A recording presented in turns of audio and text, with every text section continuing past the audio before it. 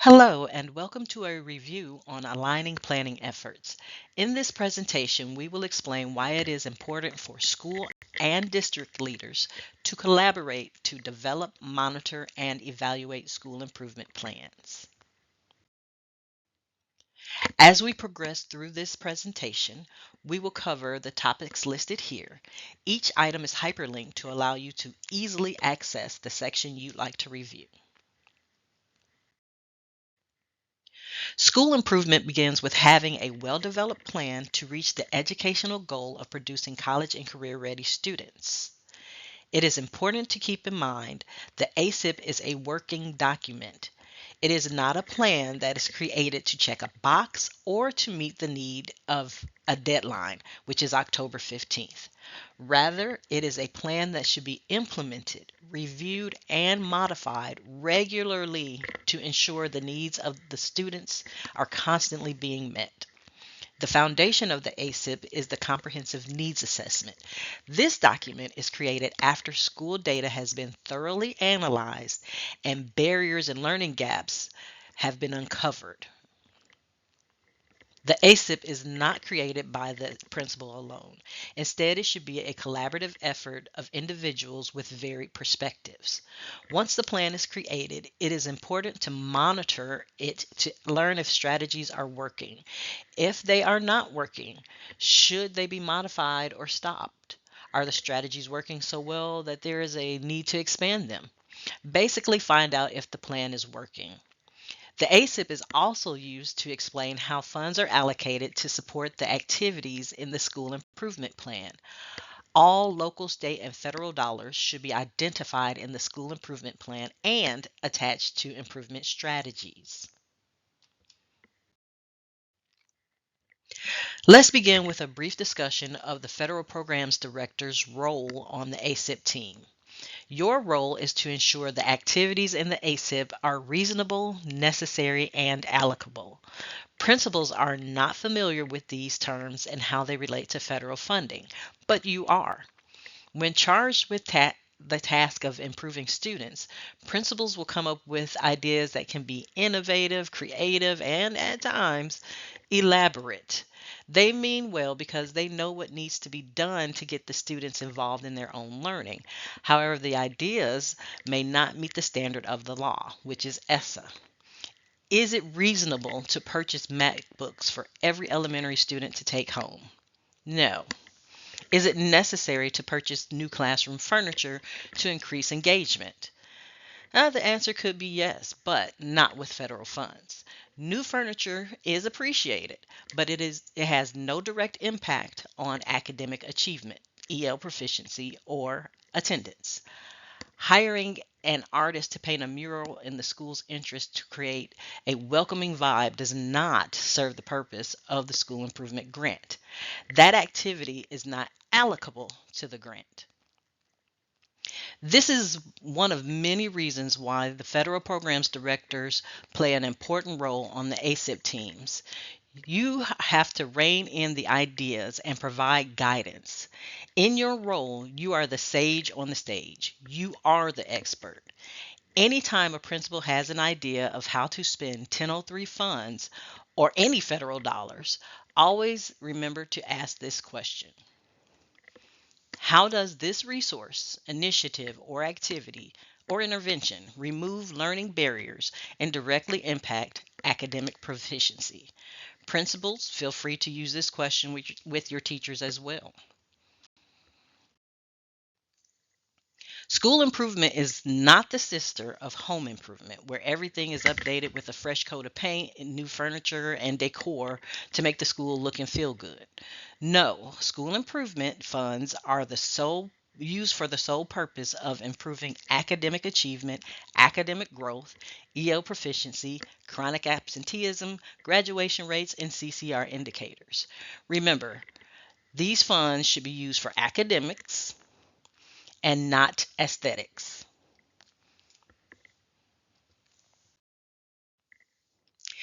As you work with the ACIP team to develop the plan, you will also be responsible for approving, monitoring, and evaluating the plans.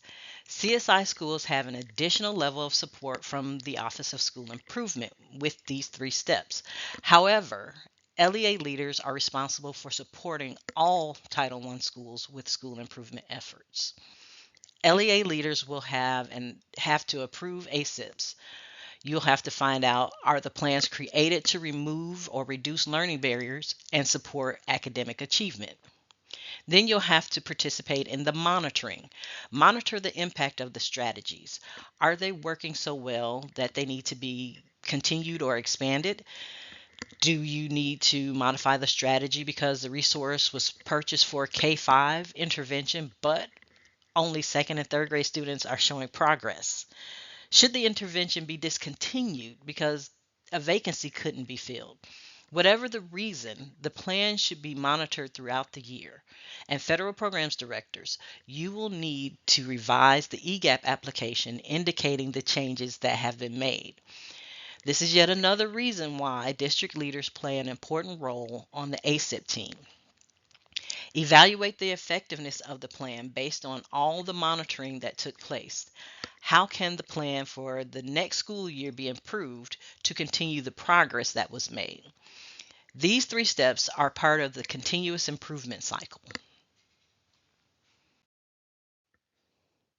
During FY24, we implemented these processes and will continue them. I will briefly discuss each of them in the following slides.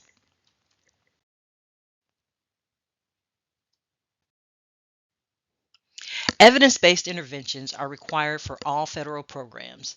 The U.S. Department of Education defines evidence-based interventions as activities, strategies, and interventions that demonstrate a statistically significant effect on improving student outcomes. That means the outcome of the study supports the intent of the study, and the rating of the study depends on the type of study that was conducted. All federal programs, Titles 1, 2, 3, 4, 5, all federal programs have the flexibility of allocating funds for evidence-based interventions that received any of these ratings listed: strong, moderate, promising, or likely. However, school improvement funds are more stringent and require evidence-based interventions that have one of the top three ratings. School improvement funds cannot be used on an intervention that received the fourth tier or a likely rating. The likely rating is equivalent to the logic model, which means, for example, the vendor said it works, so it must work. Therefore, I'm going to try it. Or the school in the next county used it and the principal said it works, so I'm going to implement it. The likely rating is relative or equal to the logic model.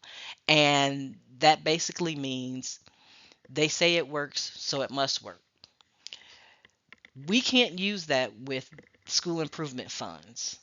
Again, school improvement funds must be spent on evidence-based interventions that are ranked in one of the top three tiers: strong, moderate, or promising. Keep in mind, the purpose of selecting a top-rated evidence-based intervention is to ensure students receive support that has been proven to work. What was implemented in the past did not work. Therefore, it's time to select something that has the research to support its impact. And remember, current year funds should be spent on current year students. There is no reason for schools to have more carryover than the initial allocation. If this is the case, that means funds are not being spent to address the needs of the students. Therefore, it is a good practice for federal programs coordinators to constantly review function codes to ensure funds are being spent for the purpose intended. You must monitor the use of funds to ensure students are receiving the necessary support that removes barriers and improves academic performance. Evidence-based interventions must also address specific needs identified in the comprehensive needs assessment. Yet another reason why it is important to analyze academic and non-academic data to effectively address students' needs and the barriers that exist. Additionally, funds cannot be used to support students not enrolled in CSI schools. That means the principal cannot use these funds on a bridge program to improve, for example, pre-K students to help them become next grade level ready. The same goes for feeder patterns. If the elementary school is not a CSI school, but the middle school is, CSI funds cannot be used for fifth grade elementary students. While these are proactive approaches and we appreciate you wanting to support the students who are coming to you, federal funds cannot be used on these strategies. Remember, current year funds for current year students. To assist with locating evidence-based interventions, here is a list of websites principals can use to find them. Once the needs assessment is complete and the students' needs have been prioritized, the ACIP team should find a top-rated evidence-based intervention to implement. This is not an exhaustive list of resources. Principals can expand their research. However, the vendor must be able to provide documentation that their product is in fact evidence-based and has a strong, moderate, or promising rating. This information will need to be included in the ACIP and the EGAP application. This and the next few slides contain examples of evidence-based interventions and their ratings and the need they address. In this slide, you'll see ALSDE earned a promising rating for its impact on academic growth.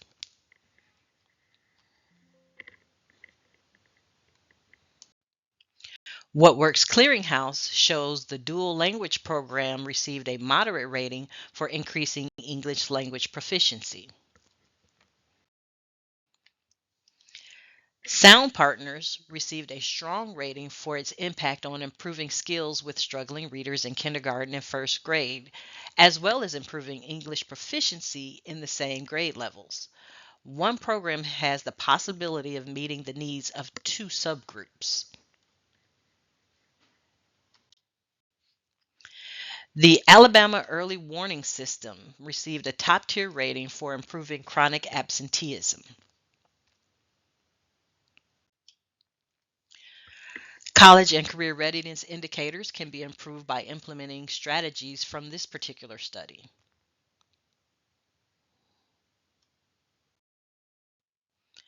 Remember, school improvement funds must be expended on evidence-based interventions. Frequently, we are asked if personnel can be hired. The answer is yes. However, personnel alone are not evidence-based interventions. You might want to hire a behavior interventionist to reduce the chronic absenteeism rate and provide students with coping skills they can use while in class. That's fine, but what evidence-based intervention will be used?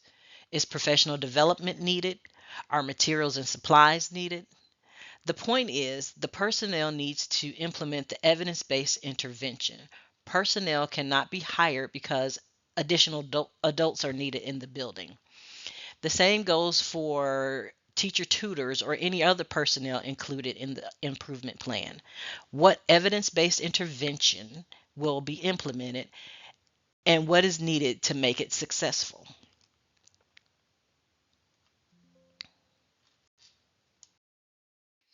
All that information is important because the evidence-based interventions must be cited in the ACIP. The Cognia Alabama Program Help and Support page is a library of webinars facilitated by Cognia trainers who explain each section and phase of the ACIP. On that page, you will find a link to Cognia's ACIP Part 2 planning and implementation phases. In the webinar, Dr. Nicole Reeves shows participants how to add evidence-based intervention citations to the ACIP. In the critical initiative section, you will see a plus sign. Click it and a box labeled evidence-based practice citation will appear. Citing your evidence-based citation is as simple as cutting and pasting the web page address into this section. We are not checking for formatting style. There is no APA or MLA formatting. Just cut and paste the web address that shows the intervention and its rating. During the desk review, I will verify the information is true and correct.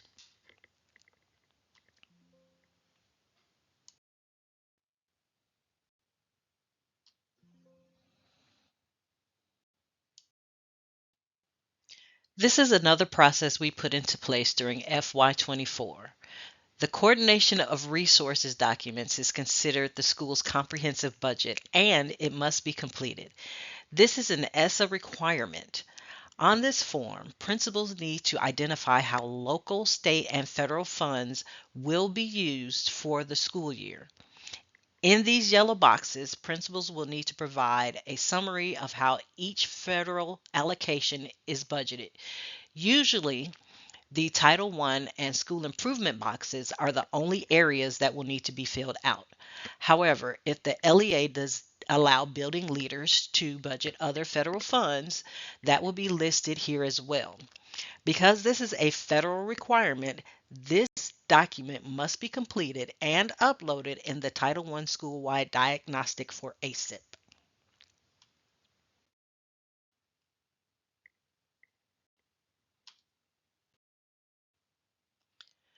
Aligning the application narratives to the ACIP activities was another monitoring process we implemented in FY24.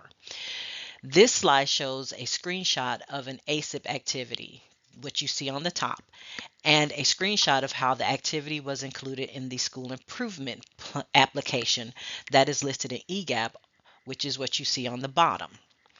Principals complete the ACIP and the federal programs directors complete the application in EGAP. The EGAP application tells us how the ACIP committee decided to spend the funds to address the student needs. In this example, you will see the source of funding is identified, which is school improvement. The activity is to implement IXL for math intervention. You will see the same information was included in the budget narrative with the evidence-based citation. That was a brief overview of what was implemented in FY24 and how important federal programs directors are to the school improvement process. Now let's talk about the depth and breadth of your role. Last year, our department took a proactive approach and decided to conduct a self-assessment on each of the federal programs. We learned there were some processes that we did not have in place, which led to some of the changes discussed at MEGA. Earlier this year, in spring 24, the U.S. Department of Education, or ED as we affectionately call them, they informed us that they would conduct compliance monitoring of our oversight and processes of the Title I, Section 1003, or school improvement. Specifically, they reviewed our compliance with ESSA and how LEAs are monitored, how LEAs monitor schools. Overall, we did well but received some findings. Therefore, we had 60 days from the date of the formal letter to make corrections, which leads us to the FY25 updates.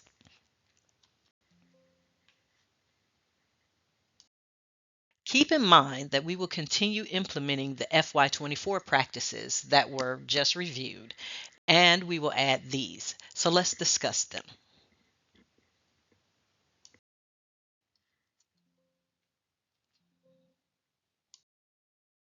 If you attended our session at MEGA, you learned about updates from each federal program, including this one, School Improvement.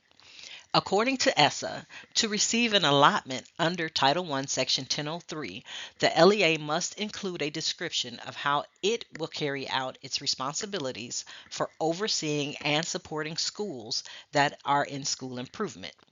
CSI schools receive additional support from the Office of School Improvement.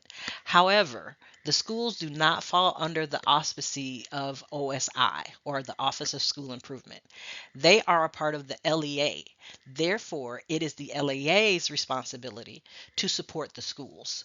So, much like the ACIP, the district leaders need to collaborate to provide narratives to address each of these statements. Bullet B is crossed out because we do not fund TSI schools. This information has been added to the application details page of the school improvement application. This is a screenshot of what the application details page looks like. Now that the FY25 funds have been loaded, these narrative boxes are accessible to enter explanations of how the LEA will meet criteria. Because the SEA monitors LEA processes, the plan will be evaluated by the ALSDE Federal Programs Department and the Office of School Improvement. We added this evaluation to the LEA diagnostic section of eProve. In this diagnostic, federal programs directors will upload evidence that explicitly demonstrates how the LEA met the ESSA requirements. You can upload emails, meeting agendas, sign-in sheets, presentations, observation documents, etc. You can upload whatever document you have that explicitly demonstrates how the LEA supports and monitors schools receiving school improvement funds. We suggest you upload evidence as you complete the activities. Please do not wait until the end of the year to add evidence. The evidence will be reviewed throughout the school year. If January rolls around and we do not see any evidence, we will contact the federal programs director to let him or her know the expectation of uploading documents so we can review the evidence that the LEA is implementing the plan they have written.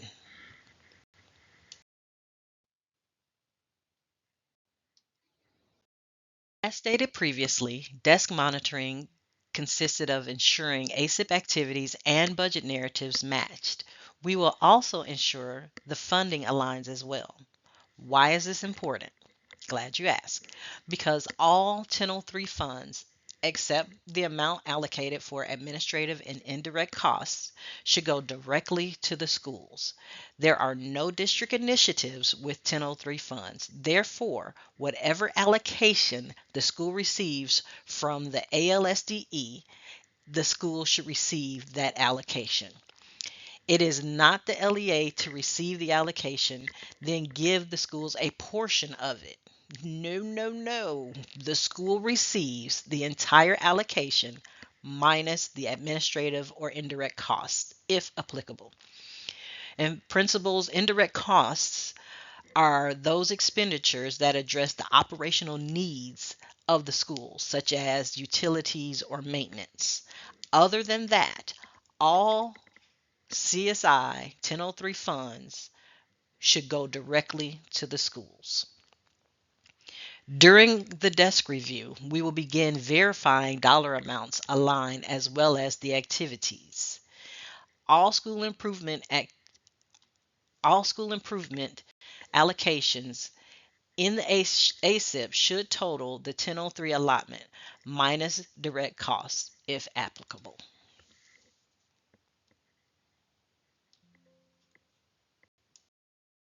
For those schools with LEAs that have more than one CSI school, here's an example of how to compile the ACIP activities into one budget narrative box.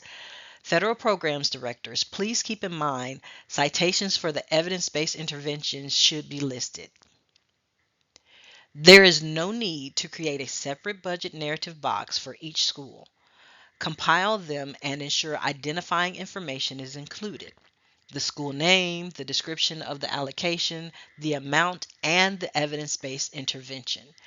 As you can see, the description does not have to be long. We just need to know what is being purchased and why.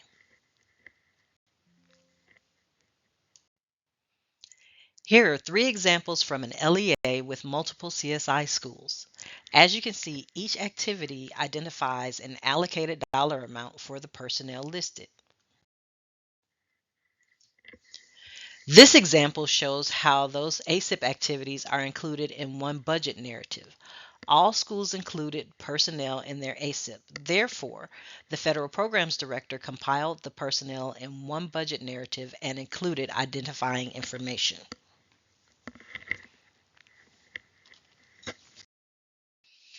This update might make you a little anxious, but you will see the importance of collaborating on the school improvement cycle. The title of this presentation is Aligning Planning Efforts. Aligning does not take place only once per year. It happens each time an ACIP activity changes or carryover is added or allocations change or any anything changes with the ACIP and the budget narratives. Anytime there is a change to the ACIP, the application must change. Anytime there is a change to the application, the ACIP must change.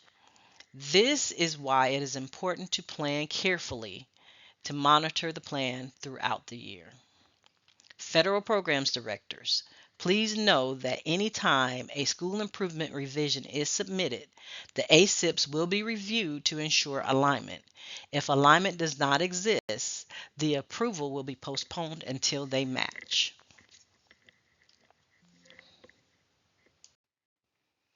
Here is an example of how the ACIP was updated to include carryover.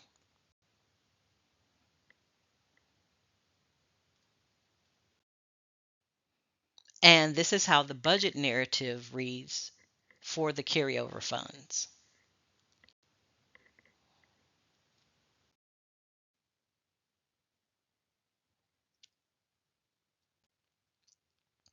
Lastly, we updated the program evaluation template. As you can see, it is more colorful and detailed. This template should be used to evaluate the success of the activities. This is not a document for federal programs directors to give to principals to fill out. This should be completed in collaboration with the principals and uploaded in the related documents section of the school improvement application. Begin using this form with FY25 funds. An example is provided for you. In this example, you will see a school decided to purchase Read 180. They are purchasing Read 180 because the summative data shows students in grades 6 through 8 need intervention with foundational reading skills. It costs $75,000 to purchase this item or this intervention, and you can find this intervention located in 1100-400 of the school improvement application. The anticipated outcome is a 5% increase each quarter for the students who use this program.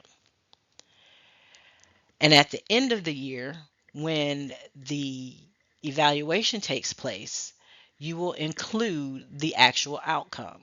So for this school, in this example, they did not see the 5% increase they wanted to see. However, they saw increase nonetheless, and therefore they will continue implementing this program in the following school year.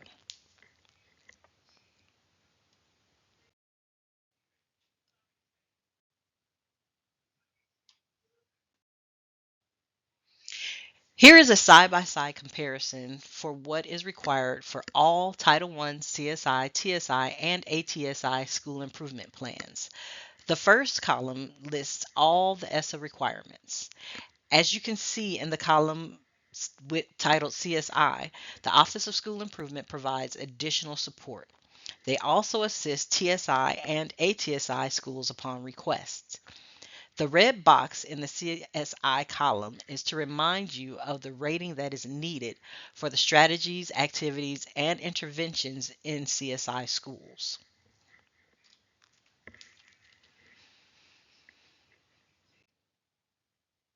To help organize all your duties and activities and responsibilities, we offer this calendar. As you can see, planning should begin in the summer and implementation should begin when students return to school. Although October 15th is the deadline to submit ACIPs, that does not mean they cannot be submitted before then. They can be submitted in July or August. Mid-year reviews usually take place between December and February. Please remember to review how well the evidence-based interventions are working. What does the data say? Are you spending your money effectively? Then you can reconvene the ACIP committees throughout the school year and monitor the plan. Be sure to meet at the end of the school year to evaluate and close out the school improvement plan.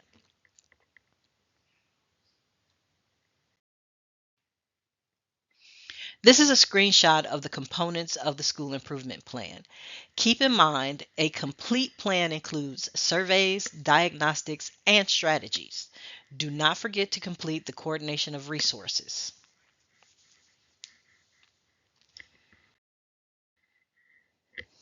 That concludes our presentation of aligning planning efforts. If you have any questions or need additional support, please feel free to contact us. Thank you for your time. Have a good day.